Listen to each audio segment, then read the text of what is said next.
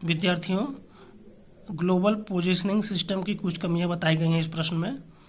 तो उसमें कौन कौन से बताना है। जीपीएस की कमियां हैं, मौसम पर निर्भरता, संकेत छाया की समस्या, रात्रि में अवलोकन की कठिनाई, सर्वेक्षण स्टेशनों के अंतर्दृश्यांश की आवश्यकता।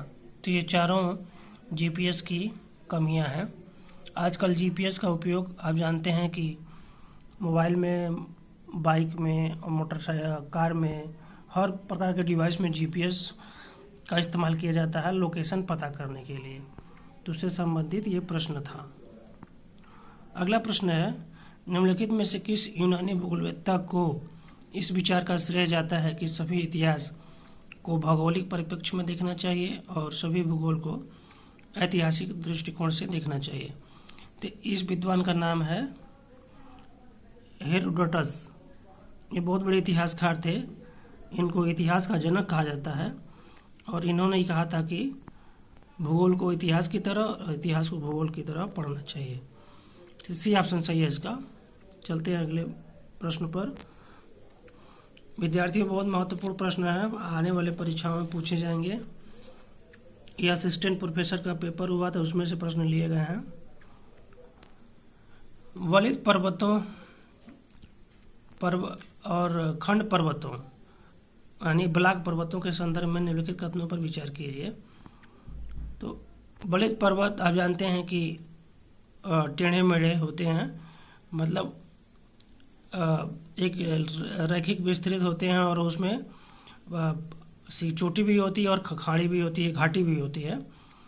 जबकि खंड पर्वत एक अकेले होते हैं और छोटे होते हैं।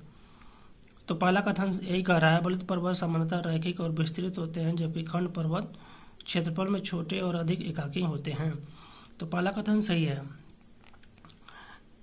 दूसरा कथन है, वलित पर्वत अपनतियों और अभिनतियों द्वारा विशेषीकृत होते हैं। जैसे हमने बताया, जो चोटियाँ होती हैं वो अपनतियाँ, ऊंचे उठे हुए भाग को अपनत कहते हैं और जो घाटियाँ होती हैं उन्हें अभिनत कहते हैं। तो वलित पर्वत में ये अपनतियाँ और अभिनतियाँ पाई जाती हैं। हिमालय वलित पर्वत है। हिमालय में आप बहुत देखेंगे, बहुत सारी बड़ी बड़ी चोटियाँ हैं जैसे माउंट एवरेस्ट, बीच में घाटी है जैसे दून घाटी। तो ये अपनतियाँ और अभिनतियाँ पाई जाती हैं। जबकि अवनमित होस्ट और उठे हुए ग्रेबन खंड पर्वतों की विशेषताएं हैं। जो ब्लॉक पर्वत होते हैं यानी खंड पर्वत होते हैं, वो भ्रंश के द्वारा उनका निर्माण होता है। भ्रंश अगर कहीं पड़ जा रहा है और अचानक से वो भाग ऊपर उड़ जाता है तो उठे हुए भाग को होस्ट कहते हैं, तो ब्लॉक पर्वत होता है। और नीचे जो चला जाता है भाग, उसे ग्रेबन कहते हैं, घाटी के नुमा। तो दूसरा कथन भी सही है। तीसरा कथन है, अरावली तथा वजसे दोनों वलित पर्वतों के उदाहरण हैं। अरावली वलित पर्वत का उदाहरण है जो आपका राजस्थान, गुजरात और उत्तर प्रदेश और हरियाणा में फैला हुआ है, दिल्ली तक फैला हुआ है। तो अरावली जो है उत्तर दक्षिण दिशा में फैला हुआ है, तो ये वलित पर्वत है। लेकिन ये जो वोजेस है यूरोप में है, ये खंड पर्वत का उदाहरण है, मैंने ब्लॉक पर्वत, दोनों वलित पर्वत का उदाहरण नहीं है। तो तीसरा स्टेटमेंट सही नहीं है। तो इसमें केवल 1 और 2 सही है। पूछ रहा है कौन से सही है, तो 1 और 2 सही है। आगे चलते हैं विद्यार्थियों। अगला प्रश्न है, कृष्णिका विकिरण है। तो कृष्णिका विकिरण इसे कहते हैं ब्लैक बॉडी। जो ब्लैक बॉडी होती है वह अधिकतम विकिरण को प्राप्त करती है, मैक्सिमम विकिरण रिसीव करती है। तो आप इसको देखिए, बी ऑप्शन सही है, विकिरण की अधिकतम मात्रा प्राप्त करना। अरे दीर्घ तरंग विकिरण किसे कहते हैं विद्यार्थियों? ये पृथ्वी जो होती है ये सूर्य से प्राप्त करती है लघु तरंग के रूप में और ऊर्जा को वापस दीर्घ तरंग के रूप में यानी लॉन्ग वेव रेडिएशन के रूप में छोड़ती है और शॉर्ट वेव रेडिएशन के रूप में प्राप्त करती है। तो कृष्णिका विकिरण जो है बी ऑप्शन सही है। आगे चलते हैं, अगला प्रश्न देखते हैं। ध्रुवीय वाताग्रह जेट स्ट्रीम का निर्माण किन अक्षांशों के ऊपर होता है? तो जिस स्ट्रीम के बारे में आपने सुना होगा, तो ये 40 से 60 अंश उत्तरी अक्षांश में ऊपर की तरफ होता है और दक्षिणी अक्षांश में भी, मतलब दोनों गोलार्धों में 40 से 60 अक्षांशों के मध्य आपका ये रेडिएशन है, आई मीन रेडिएशन नहीं, ये जेट स्ट्रीम एक प्रकार का हवाएं हैं जो बहुत तीव्र गति से 10 किलोमीटर की ऊंचाई पर चलती हैं, 40 अंश से 60 अंश अक्षांश के ऊपर। ऊंचाई कितनी होती है? लगभग 10 किलोमीटर। तो ध्रुवीय वातागर इसे कहते हैं, इसलिए कहते हैं क्योंकि ये ध्रुवों के समीप 40 से 60 अंश अक्षांश के ऊपर पाया जाता है जेट स्ट्रीम दोनों गोलार्धों में। जब द्वितीय विश्व युद्ध चल रहा था तो उस समय इसकी खोज की गई थी और इनकी दिशा होती है पश्चिम से पूर्व। तो जब अमेरिकी पायलट जापान की तरफ बढ़ रहे थे तो बम गिराने के लिए, तो जब उनको आने में कठिनाई हो रही थी, तो इसीलिए तो उन्होंने पता पाया कि एक प्रकार की विशेष प्रकार की हवा है जो बहुत तेज़ी से विपरीत दिशा से आ रही है।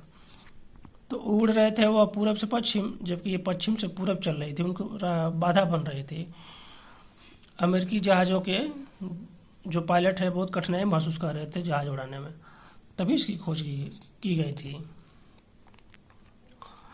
अगला प्रश्न है, निम्नलिखित में से कौन सा सागर महाद्वीपीय मग्न तट पर स्थित नहीं है?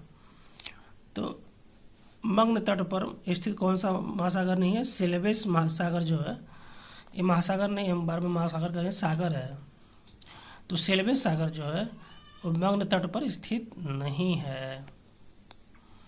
मग्न तट उसे कहते हैं कि जो स्थल का वो भाग, वो किनारा, समुद्र तटीय किनारा जो समुद्र में डूबा हुआ है और 1 से 3 डिग्री के बीच उसका झुकाव होता है, तो उसे मग्न तट कहते हैं। तो इन मग्न तटों पर सागर का विस्तार होता है, जैसे अराफुरा सागर, बाल्टिक सागर, लाल सागर। आप जानते हैं लाल सागर एक भ्रंश घाटी के रूप में है और ये मग्न तट पर ही यानी शेल्फ पर ही विस्तृत है, जबकि सेलेबस सागर जो है ये मग्न तट पर विस्तृत नहीं है। चलते हैं अगला प्रश्न देखिए, निम्नलिखित में से किस स्थान पर विश्व में सबसे अधिक ज्वारी उतार चढ़ाव होता है? तो इसमें होता है फंडी की खाड़ी में। आप जानते हैं फंडी खाड़ी में सर्वाधिक ज्वार भाटा आता है, तो फंडी सी ऑप्शन सही है। अगला प्रश्न देखते हैं। देखिए सारे प्रश्न बहुत महत्वपूर्ण है और आगामी परीक्षाओं में आपके पूछे जा सकते हैं।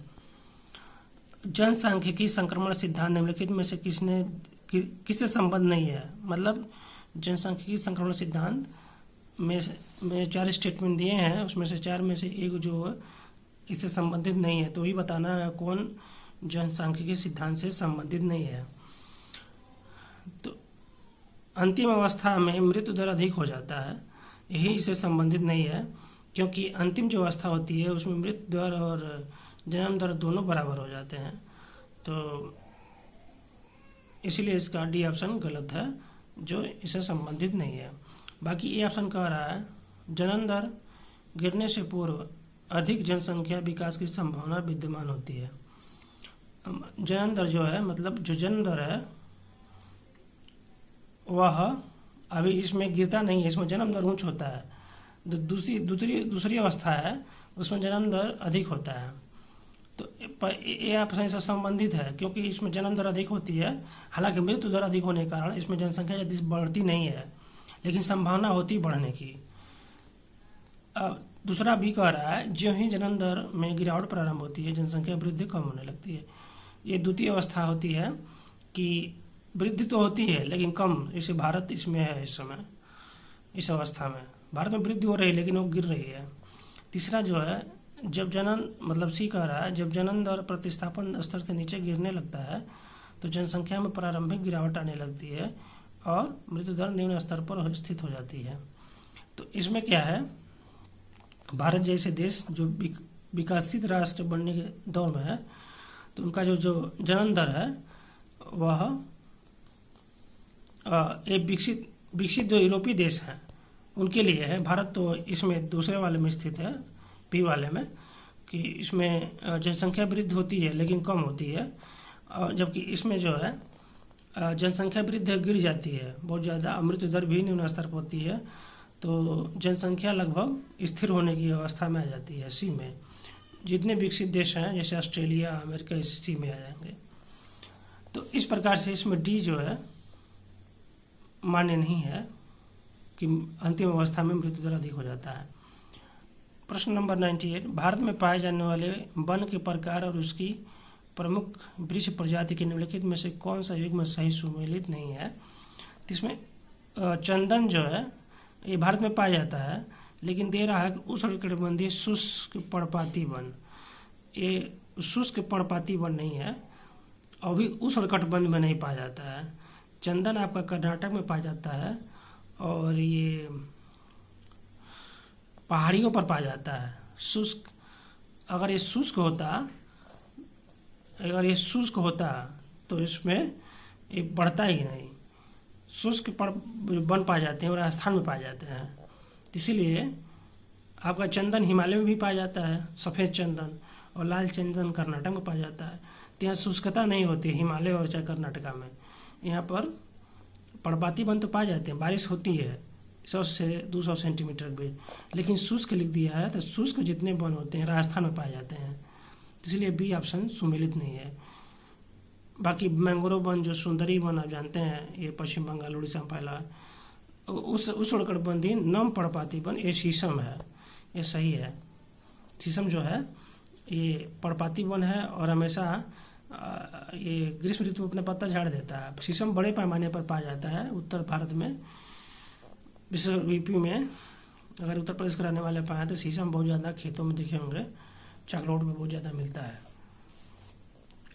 अगला प्रश्न देखते हैं, औद्योगिक केंद्रों और औद्योगिक प्रदेशों के निम्नलिखित युग्मों में से कौन सुमेलित नहीं है। औद्योगिक केंद्र दिए हुए हैं और प्रदेश दिए हुए हैं।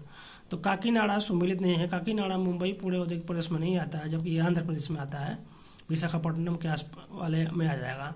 तो बी ऑप्शन सुमेलित नहीं है। बाकी कलोल ये जो अहमदाबाद बड़ोदरा औद्योगिक प्रदेश में है, खालारी छोटा नागपुर औद्योगिक प्रदेश में है, कृष्णा नगर कोलकाता हुगली औद्योगिक प्रदेश में है। तो इसका बी ऑप्शन सही है, जो सुमेलित नहीं है। अगला प्रश्न देखते हैं हम लोग। 99 कर लिए, अब अगला देखते हैं 100। मंडलेश्वर का मैदान किस भौगोलिक प्रदेश में स्थित है। तो नर्मदा घाटी में है। देखिए मंडलेश्वर जो है आपका मध्य प्रदेश है में है। चूँकि मध्य प्रदेश में पेपर हुआ तो उससे क्वेश्चन बनता है। तो ये मंडलेश्वर का मैदान किस भौगोलिक प्रदेश में है विद्यार्थियों? नर्मदा घाटी में। ये बुंदेलखंड का पठार उत्तरी मध्य प्रदेश में है, बघेलखंड का पठार पूर्वी मध्य प्रदेश में है, नर्मदा घाटी आपका दक्षिणी मध्य प्रदेश में है, और मध्य भारत पठार ये आपका ये पूरी तरह मध्य प्रदेश में के बीचों बीच में उत्तर की तरफ फैला मालवा का पठार को मध्य भारत का पठार कहते हैं। तो इसका बी ऑप्शन सही है। अगला चलते हैं, अगला प्रश्न। जनगणना 2011 के अनुसार मध्य प्रदेश में ग्रामीण जनसंख्या में जिलों का अवरोही क्रम है। तो जिलों का अवरोही क्रम का मतलब सबसे बड़े से छोटे की ओर। तो 2011 के अनुसार पूछा है। तो रीवा में सबसे अधिक जनसंख्या पाई जाती है, रीवा। उसके बाद ग्रामीण जनसंख्या धार में, उसके बाद सतना में। सबसे अधिक ग्रामीण जनसंख्या रीवा में पाई जाती है। अगला प्रश्न देखते हैं, निम्नलिखित में से मध्य प्रदेश का कौन सा जिला औसत वर्षा 125 सेंटीमीटर से अधिक के क्षेत्र में नहीं आता है। तो मतलब कहाँ ऐसे 4 जिले दिए हुए हैं कहाँ पर सबसे 125 सेंटीमीटर से अधिक वर्षा नहीं होती है। तो सागर है। सागर में जो है औसत वर्षा 125 सेंटीमीटर से कम ही है। तो सी ऑप्शन इसका सही है। बाकी डिंडोरी, बालाघाट और मंडला में 125 सेंटीमीटर से अधिक वर्षा होती है। अगला प्रश्न है, निम्न सांख्यिकीय आरेख क्या प्रदर्शित करता है। अब देखिए विकल्प दिया, ऊपरी सीमा से कम, निचली सीमा से अधिक। ये वर्गांतर और संख्या है। तो ये क्या बताता है विद्यार्थियों? ये संचयी आवृत्ति वक्र को बताता है। संचयी आवृत्ति वक्र में क्या करते हैं विद्यार्थियों? आवृत्तियों को जोड़ते जाते हैं ऊपर से नीचे। तो ऊपर से नीचे जब आएंगे तो ऊपरी सीमा से कम हो जाएगा, मतलब ऊपर अधिक रहेगा, फिर नीचे ऊपर सबसे कम रहेगा। जैसे 1 2 3 4 5 अगर आवृत्तियाँ दी हुई हैं तो उनको जोड़ेंगे तो पहले 1 लिखेंगे, फिर 1 2 जोड़ देंगे 3 लिखेंगे, फिर 1 2 3 3 और उसके बाद 3 को और जोड़ देंगे, 1 2 3 को जोड़ देंगे 6 हो जाएगा, फिर 1 2 3 4 को जोड़ देंगे 10 हो जाएगा। तो संचयी आवृत्ति ऐसे बढ़ता जाता है, जोड़ते जाते हैं। तो ये क्या होगा? निचली सीमा से ऊपरी सीमा से कम, निचली सीमा से अधिक, फिर उसको नीचे से जोड़ेंगे तो इस ये संचयी आवृत्ति वक्र होता है में जोड़ा जाता है। अगला प्रश्न देखते हैं, निम्नलिखित में से किस विद्वानों ने नियोजन प्रदेशों का परिसीमन प्रमुख प्राकृतिक संसाधनों के वितरण के गुणात्मक मानचित्रों की सहायता से किया था? तो ये है एल.एस. भट्ट एवं बी.एल.एस. प्रकाश राव। विद्यार्थियों, ये प्रश्न कई बार दोहरा चुका है, कई हमेशा असिस्टेंट प्रोफेसर में परीक्षाओं में भूगोल में आज को पूछा जा रहा है। भारत के प्रमुख विद्वान हैं जिन्होंने प्रादेशिक प्रदेशों का नियोजन किया था। नियोजन मतलब उसका प्लानिंग किया था कि ये प्रदेश का विकास कैसे होगा। तो ये थे एल.एस. भट्ट एवं बी.एल.एस. प्रकाश राव। बी ऑप्शन इसका सही है। अगला प्रश्न है, इस वीडियो का अंतिम प्रश्न है विद्यार्थियों, बर्गेस के सकेंद्रीय वलय सिद्धांत में बंगला खंड किस क्षेत्र में पाया जाता है? आप जानते हैं कि सन 1925 में इन्होंने दिया था अपना सिद्धांत, बर्गेस महोदय ने, अमेरिका के रहने वाले थे। तो ये अभिगमन क्षेत्र में दिया था।